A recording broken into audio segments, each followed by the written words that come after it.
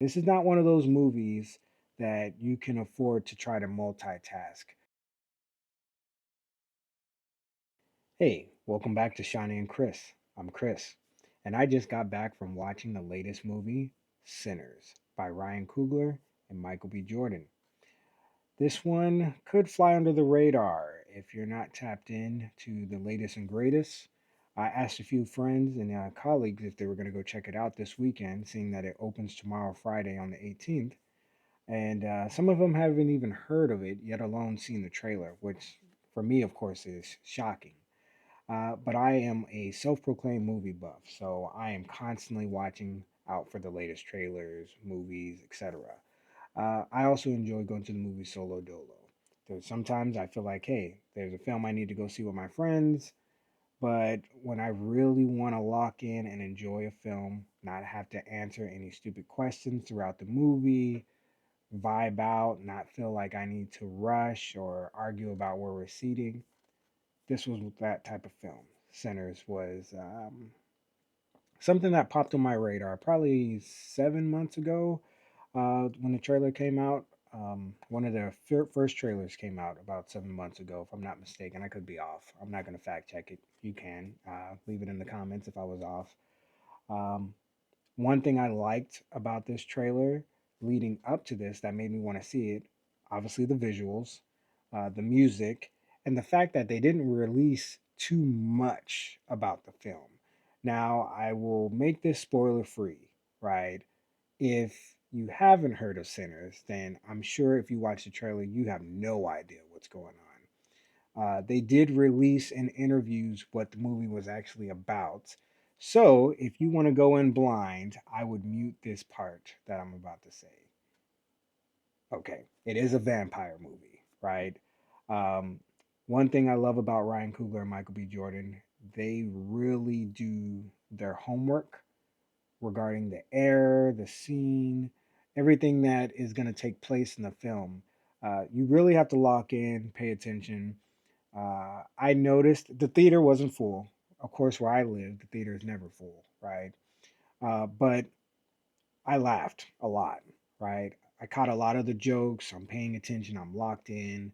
The feels from the music was going. I don't know if it was because I was laughing loud, but I don't know if I heard anybody else laughing. Maybe slight chuckles here and there. Not that the movie wasn't funny, but it really is a movie that you have to really pay attention. Even things that might seem minor, everything is intentional. Even if it's just scene building, story building, excuse me, they always do an excellent job with their characters, giving you backstory and having you really connect with the characters. I would say it is a slow burn. So don't go in thinking that you're going to see like the latest Blade or, what that could have been. Um, it is very intentional about being for the culture, which majority, if not all of their movies are for the culture, right? So diving into 1932 and what that time was like in Mississippi, right? I thought that was dope. The scenery, the shots, and that time there were still plantations, cotton fields, all of those things, right? So it's not a light movie when it comes to dealing with that kind of stuff. It's not too graphic on you're not gonna see anybody get like whipped or anything crazy like that, right? But I don't want to spoil too much. But there is, the Klan during this time. This is also a time when like gangsters like Al Capone were huge, and so it's they did a good job. I was curious, there's some purists today that get pretty frustrated. I remember when Gladiator 2 trailer dropped. And I mean, it's Denzel Washington, right? You're looking at it, it's action, you're getting locked in, and people complained about the song choice, right? They're like, this doesn't even line up with the era and blah blah blah blah blah, right? I can say every song and everything they did was purposed. Even the songs that transcend to modern eras, they tie it in beautifully. right? I think you should check this one out if you are a Michael B. Jordan fan and if you're a Ryan Coogler fan, right? I will say this movie isn't for everyone. Um, if you don't like horror, if you don't like vampire movies, obviously don't even waste your money, don't waste your time.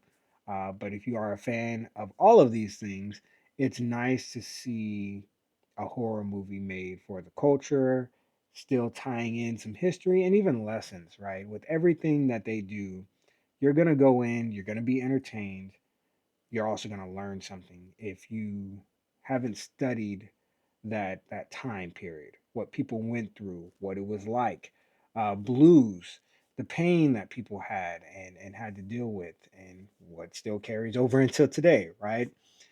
So it's a beautiful story that they weave together. Um, my last and final thoughts would be make sure you stay for the end. There is a mid credit scene and there is a post credit scene. Now, the mid credit scene, do not miss, right? Post credit scene, it is what it is, right? But that mid credit scene was so good. I feel like they could have left it or made it a part of the movie, right? But I like how they did it. Obviously, coming from doing Marvel and things, they probably pulled a few tips and tricks out of that bag and made it for this.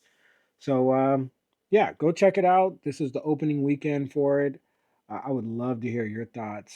Did you like the movie? Did you not like the movie? Please come back, share in the comments. And if this is something that you think I should do more often, seeing that I do watch a lot of movies, if you're interested in a movie list, a book list, or even a TV show list, tap in, let me know, and maybe I'll make this a running thing. So you guys have a good weekend. If you go check the movie out, I hope you really do enjoy it.